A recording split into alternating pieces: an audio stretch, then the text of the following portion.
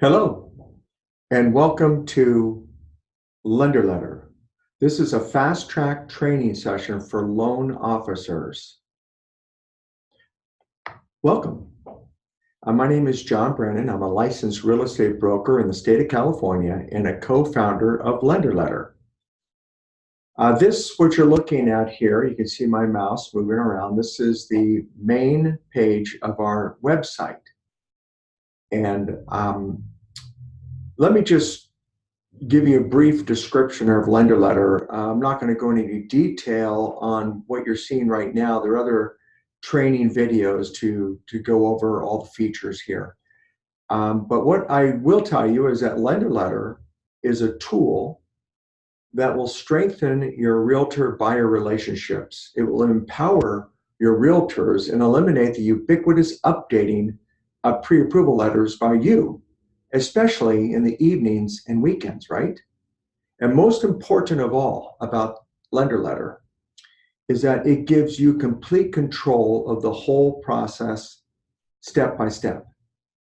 So what we're going to do today is we're just going to assume that you are a loan officer, and this is how you would log in to create to copy a company pre-approval template and then to create your own editable pre-approval letter for your realtors on behalf of your mutual buyer-borrower clients. So, and by the way, you see this sign up here, don't sign up at this time. As a loan officer, you will need to receive instructions from your company manager. So why don't we go ahead and begin the training. I'm going to log in as a fictitious loan officer and fictitious lender for training purposes. So you can see up here, it says Larry Lender, that is the loan officer, and Loans Are Us is the lender. So let's navigate to the side menu over here. And what we're going to do is we're going to, again, create an editable pre-approval letter that your realtors can edit on behalf of you and your mutual buyer-borrower client. So let's go ahead and click on this pre-approval template button, and let's go down to the company template library. Click down on, and this opens up the company template library, but there's just one template in here. We're going to go ahead and go to the action column here and go to the clone template to my templates, which is basically to copy that. So let's do that. Let's copy it. We're going to call it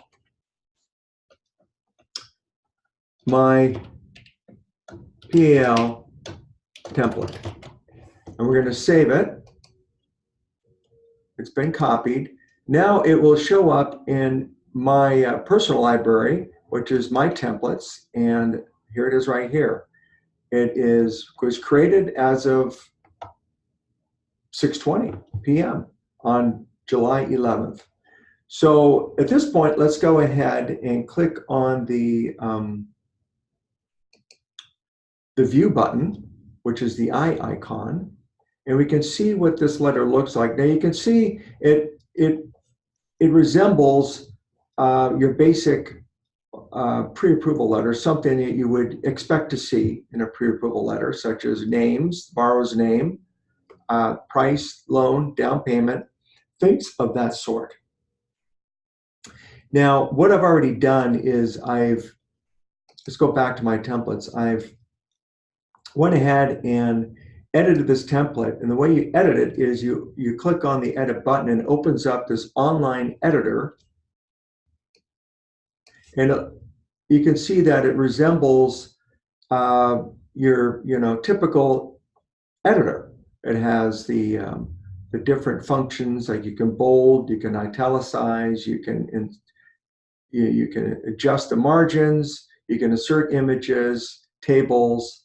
There's lots of things it does that are typical for an online editor. But we're not going to, the only thing we're really going to edit here is down below, where this is a company template. Typically, you're going to see the company admin's name and information here. So using the online editor, I can change. I can highlight the signature, and I can paste in another one by just going up to insert image, and you can store your images here, and you can click and download right into your and paste right into your template. It's easy to just click on your cursor right on a name, and you can backspace, you can put in your name, the license number, phone number, email, and then once you're complete with that, you're set to go. And you may, at that point, go ahead and preview it to see what it looks like. And there it is. And once you're satisfied with how it looks, then you can go ahead and you can update it and save it. And there you have it. You have your personalized template that you can use to create the editable pre-approval letter. So let's do that. You've got your template ready to go. Let's go up to Buyers Edit Letters button, and let's click on that. Now what we're going to do here is we're going to show how you add a buyer. This is the buyers table, and I'm going to add a buyer. This is how it looks. You put in their first name, last name, email, and then the agent. Now, if the buyer does not have an agent, you can put in TBD, which means that you can assign the agent later. But in this case, the buyer has an agent, and that agent is Hank Holmes. And of course, here is the loan officer, Larry the lender. Now, I'm not going to put in the buyer at this point because I've already created the buyer, and that buyer is this buyer here. His name is Joe Buyer. And let's review the table columns here real quickly. These first three are self-explanatory. Then in the middle, you have the highlighted column, which is to add, edit, and send letters. We'll come back to this in a minute. These remaining columns, starting with lender verification, are important to review. The lender verification, what this is it's by default, it's on, and you can verify that the letter that you've created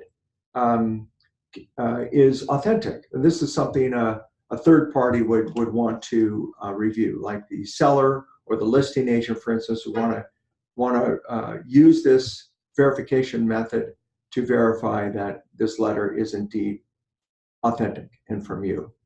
And that shows up as a QR code at the bottom of the letter. We'll see that in a minute. The account expiration, every account starts for a 60-day period and then it expires. There's a lot of good reasons for this. We're not going to go into that at this time, but this gives you at least an indication how many days are left in that 60-day period. And then the override switch. This is critical because this is where you as the loan officer controls who gets to edit the letter. And in this case, where it says the switch is green when the lender is given the buyer's agent the ability to edit lender letters. So that means that with this light on, or this green button on, you've given the agent permission to edit the letter on behalf of you and your mutual client. Let's move forward to the action button here. The eye icon is to view the profile of the buyer, and this little wand is a change agent. So if Joe Buyer says, hey, you know what, Larry, I've decided to switch realtors, could you please update my profile? Well, then you go right in and you would select the agent and you would submit it. If the agent is not in LenderLetter, that's where you would simply invite the agent, and they would gladly enroll because they want to get paid for working with Joe Buyer and helping him find a house. And of course, the trash can is not an actual delete button. It just unlinks the buyer. And again, there's other training instructions that goes into more detail on how these buttons work. We're just interested in creating a pre-approval letter that's editable by your agent. So that's what we're going to do.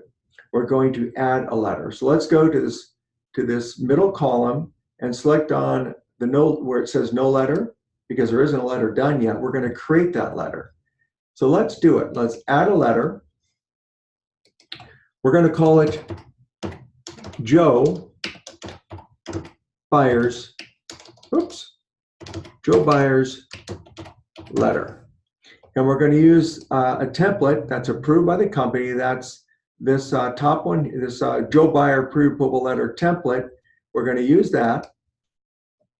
Of course, the agent is Hank Holmes.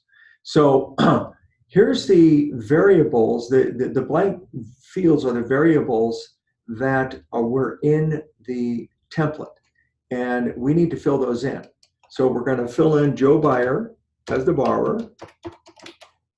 We're going to put in a max price. So you've pre-approved Joe Buyer for $1 million maximum purchase price. So let's put in $1 million. And then the offering price, we're going to make it $1 million because we really don't know if Hank has found a house yet or what purchase price it ultimately will be.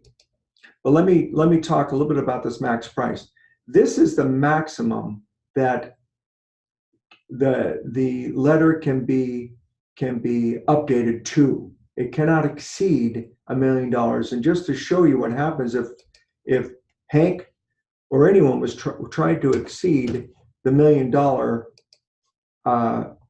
max price,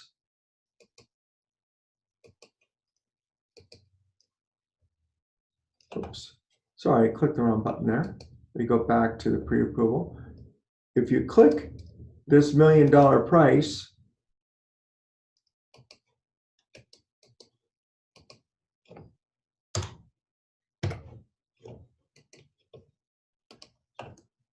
a little technical difficulty here. Let me try again. Okay, enter purchase price within the max price. So we couldn't do it. And so let's go back to the $1 million and let's continue to fill in the blanks here. So it is a jumbo loan. The term is 30-year fixed. Down payment is 20%. And you can see that it automatically converted it to 20% of the offer price, which is $200,000. Days to close. This was important. Hank wanted to have a fast close because it's a hot market right now. So we want every offer to be as clean as we can. So let's make it a 15-day close. And then round out the loan amount is 80%.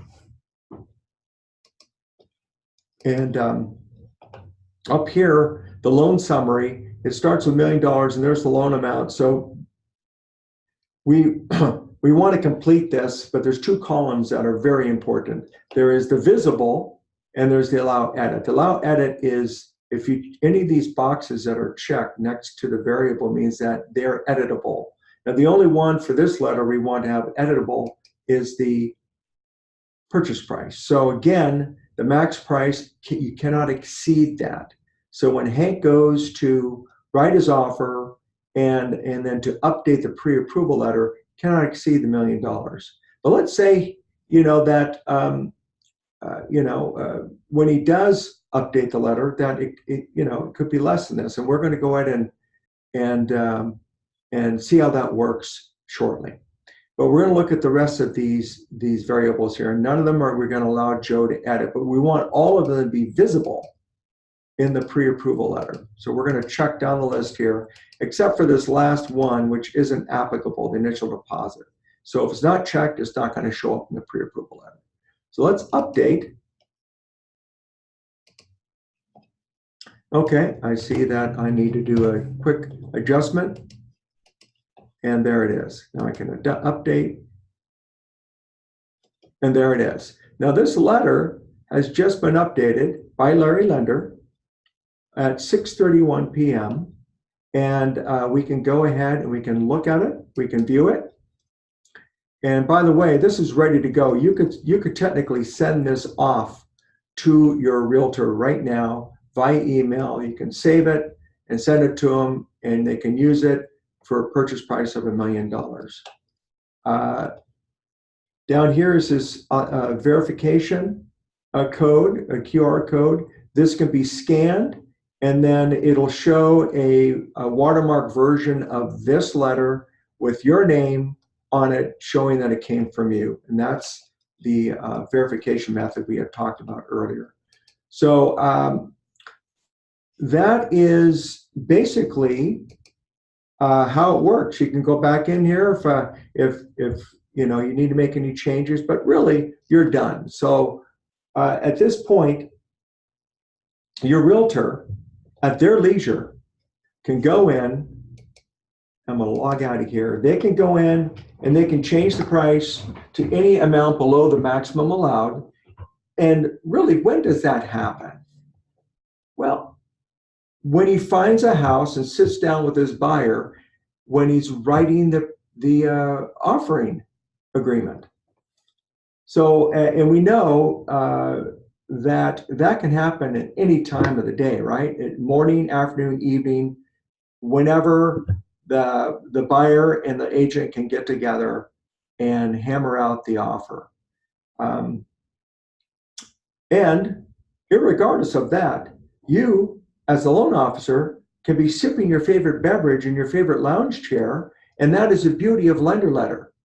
Once you create the initial original letter, your job is done, and you can move on to the next client, the next pre-approval letter. So that's the beauty of LenderLetter. So let's go into and see how the realtor would actually edit the letter. So I'm going to log in as Hank Holmes, the fictional real estate agent. This is Hank's dashboard. It looks very similar to the other dashboards. And we're not going to spend a whole lot of time on some of the details here. We're just going to go right to buyers edit letters, because Hank's sitting down with his buyer, Joe Buyer, and he's ready to update the pre-approval letter. Let's walk through that process. Now here's the letter that was created by Larry Lender at 6:31 p.m. Well, Joe has found a property for, or Hank has found a property for Joe, and he is ready to, he's writing up the offer agreement, and they decided that they found a property that was listed at $950,000. They feel like they want to make an offer of $975,000. So Hank types in $975,000, and you can see that the 20% and 80% calculations are done immediately. And all these grade fields here, they're grade. That means that they can't be edited, even if Hank wanted to get in there and do it. The only thing he can do is he can go up to 975. He can't go over $1 million, because we know what happens, right? Can't do it. So we got to go back. He's going to go back to the 975. That's what he wants to offer. That's what Joe wants to offer. So Hank has it all updated, and he saves it. And now you can see that this letter's been created by Hank at 6:35 p.m. on behalf of Joe Buyer. We can take a look at this finished product, and it's ready to go. There's the QR code. There's the new price. Everything looks as it should. So one more thing to show you, and that is when a letter is edited, it automatically sends out a notice to the other parties that it's been either created or it's been updated. So initially, Larry the lender created the letter, the pre-approval letter. So it went to Hank saying a new letter has been added by Larry the lender at 6:28 p.m. And then Larry the lender made a change. And this is what he did. He set up the initial variables, and it's reflected right here in the email that went out, not only to the agent, but also to the buyer. Joe Buyer also got this email that Larry had created this letter. So he's excited, it's ready to go. He's up, he's been informed, and he's probably talked to Hank about that, and Hank's talked to him. So that's all well and good. Now, when Hank made the change, guess who else was notified? Larry the lender. So he got this notification that Hank had updated the letter that he created at a price of $975,000. So now Larry's informed that the letter's been updated, and he can then be in touch with Hank or wait to hear from Hank and see how the offer went. So that's how it works. This includes our basic fast track training. And if you have any questions, feel free to reach out to me directly if you like. My name again is John Brennan. My email is jbrennan@lenderletter.com, or you can call me at 415-505-0634. And I'm going to zoom on down to the bottom page here and work my way back up so you can see the whole website. It's quite robust. Let me open up the About, and you can go ahead and you can reach me right here at the 505-0634 or by email, jbrennan@lenderletter.com. You also can reach my partner, John Yonan, at his mobile number or his email. So once again, thank you for your time, and I look forward to hearing from you soon. Take care.